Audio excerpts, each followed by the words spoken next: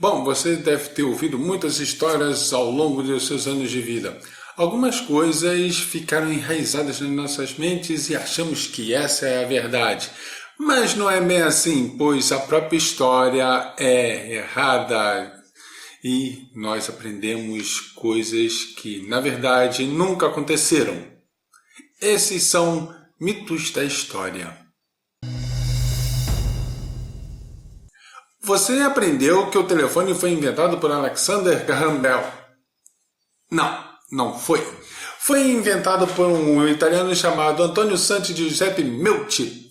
Ele construiu um telefone eletromagnético para se comunicar do primeiro andar para o segundo andar, já que a sua mulher sofria de artrite e artrose. Então ele criou um sistema onde ele poderia interfonar, podemos dizer assim.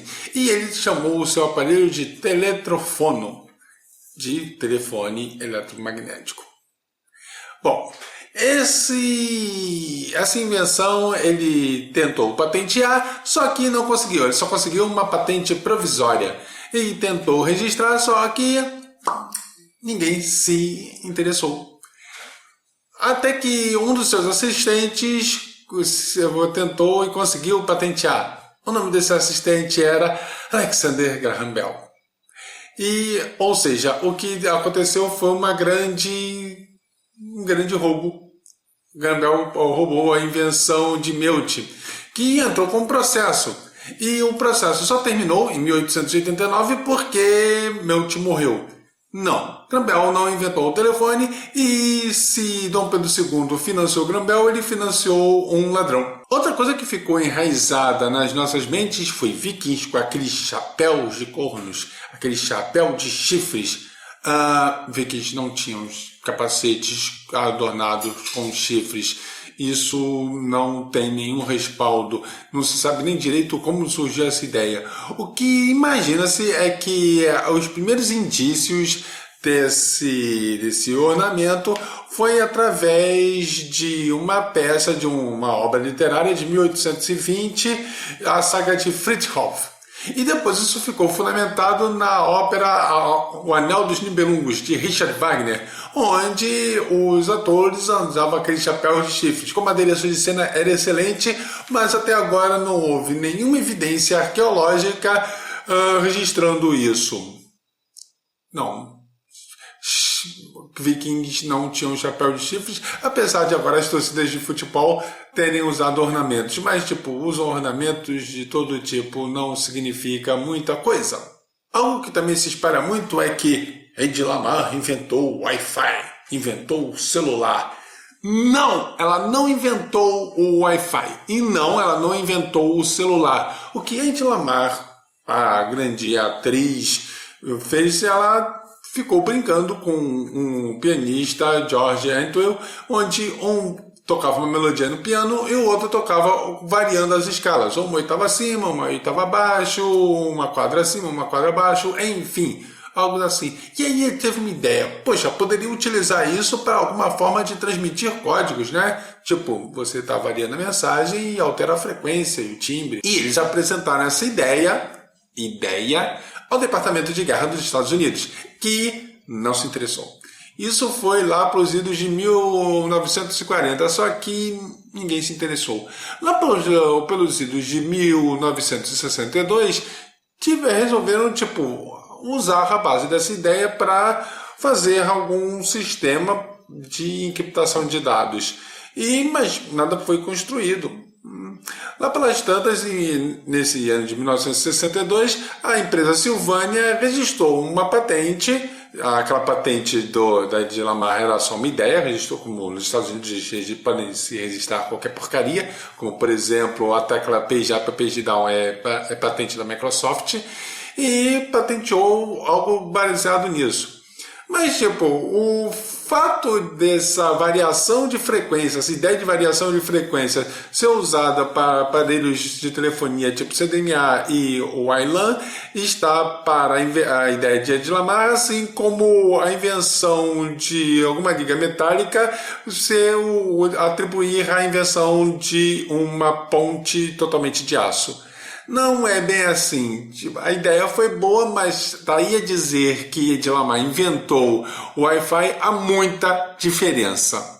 Não acredito nesse mito, mas, tipo, eu entendo, tipo, é mulher, mulheres inventoras, mulheres da ciência, tipo, tem tantas mulheres inventoras e cientistas que vocês não precisam disso. A propósito, Marie Curie não inventou e nem descobriu a radioatividade. Quem descobriu foi Henri Becquerel. Marie Curie e junto com Pierre Curie descobriram vários elementos e as propriedades da radioatividade, mas não a radioatividade em si. É outro mito, mas vamos deixar esse junto com o da Edlamar. Bom, outra coisa que costumo dizer muito é que Napoleão era baixinho. Até quadros e representações e caricaturas mostrando ele baixinho. Na verdade, Napoleão era até alto para a época, no século XVIII, ele tinha cerca de 1,69 m, sendo que essa era a altura média entre parisienses e italianos. Pois é, Napoleão não era francês, ele nasceu na Córcega, e a Córcega não ficava na França, e ainda não fica. Bom, enfim, de qualquer forma, foi se representado Napoleão de forma de ridicularizá-lo. Mas dizer que ele era baixinho porque tinha 1,69 m, o que hoje até seria relativamente baixo, devemos levar em conta que a seleção de ouro, a seleção de prata das Olimpíadas de Los Angeles de 1984, a seleção brasileira de vôlei, o Bernardinho tinha 1,85 m e o William tinha 1,82 m. Pois é, eles, para padrão de hoje, eles seriam jogadores de vôlei baixos. Se fossem fazer uma escalação hoje, eles sequer seriam aventados. Enfim, a coisa tem dessas maneiras. Nós aprendemos certas coisas e achamos que elas são verdadeiras, mas elas vão mudando o conceito de tempos para tempos. Uma outra coisa que costumo dizer muito é que Thomas Edison inventou a lâmpada. Ele não inventou a lâmpada elétrica. Ou pelo menos ele não inventou uma lâmpada elétrica até ela ser comercializável. O que aconteceu foi o seguinte: Humphrey Davy, que foi um gênio da química, mas normalmente se referem a ele como um safado que roubou o trabalho de Michael Faraday, o que não é lá bem verdade também. Ele inventou um dispositivo que, quando se passa a corrente elétrica, ele fica se incandescendo através de um chamado efeito Joule.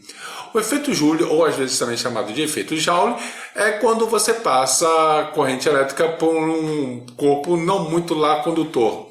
Os elétrons ficam se chocando pela superfície desse condutor e isso gera calor. E o intenso calor faz com que ele brilhe. É isso que é o efeito Joule, quando você tem passagem de corrente elétrica por uma resistência e ela começa a se aquecer, liberando calor. No caso dessas lâmpadas, eles ficam tão quentes que ficam emitindo luz. O que Edison fez em 1879 e 1880 foi que uma maneira de comercializar isso. Edison era ótimo em roubar ideias dos outros, melhorá-las e transformar em algo que ele podia ganhar dinheiro. Edison nunca foi bonzinho. Nenhum grande capitalista foi bonzinho. O capitalismo não é lugar para freiras. O comunismo também não. Enfim, de qualquer forma, o que Edison fez foi testar com filamentos de carbono, mas viu que durava poucas horas. Daí ele tentou usar ligas metálicas. E aí tinha o problema que também sempre queimava tudo. Até que, quando ele recebeu a notícia que o seu cunhado tinha sido preso porque tinha xingado um oficial de polícia. E aí Edison tinha exclamado, tipo, o que ele tem na cabeça? Será que ele tem vácuo? Isso acendeu uma ideia nele. Porque no vácuo não há oxigênio. Sem oxigênio não há combustão. Então ele começou a tentar extrair o máximo que possível o ar de dentro da ampola de vidro. E assim ele conseguiu lâmpadas mais duradouras. Para finalizar, uma coisa que você aprendeu desde criança, que Pedro Álvares Cabral entrou na grande escola de navegação, na escola de Sagres, fundada pelo infante Dom Henrique. É mito também. A escola de Sagres nunca existiu. Isso de acordo com a própria Marinha Portuguesa. Nunca existiu a escola de Sagres. E o infante Dom Henrique também não. Ou seja, o que aconteceu, o que muito provavelmente deve ter acontecido é que houve uma grande desinformação. Havia espionagem naquela época. Sim, espionagem não começou agora. Isso já é mencionado até no tempo da Bíblia. Os faraós tinham seus espiões na Assíria, a Assíria tinha espiões na Babilônia, a Babilônia tinha espiões em todo mundo espionava todo mundo. Isso não começou agora. O que aconteceu então foi uma grande desinformação de haver uma grande escola de navegação de Sagres. Afinal, eles competiam diretamente com espanhóis e italianos. Então, Portugal criou essa grande desinformação. Até as próprias cartas náuticas portuguesas eram cifradas e as distâncias eram grafadas erroneamente. As distâncias em léguas tinham um valor diferente do que era o convencional na época, de forma para quem surrupiasse alguma carta náutica portuguesa não conseguisse se orientar por ela.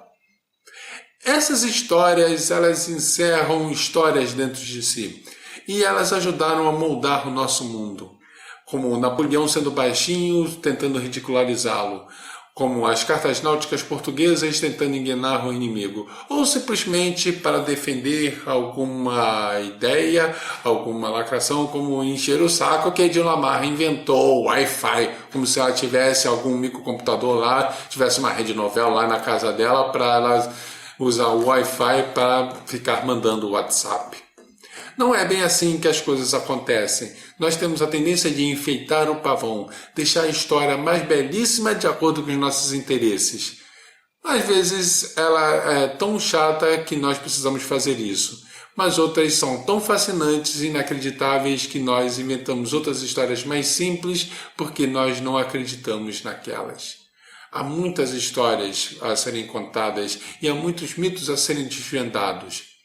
E aqui você verá sempre um pouco de cada um. Esse é André, do seu ceticismo.net, e isso é verdade.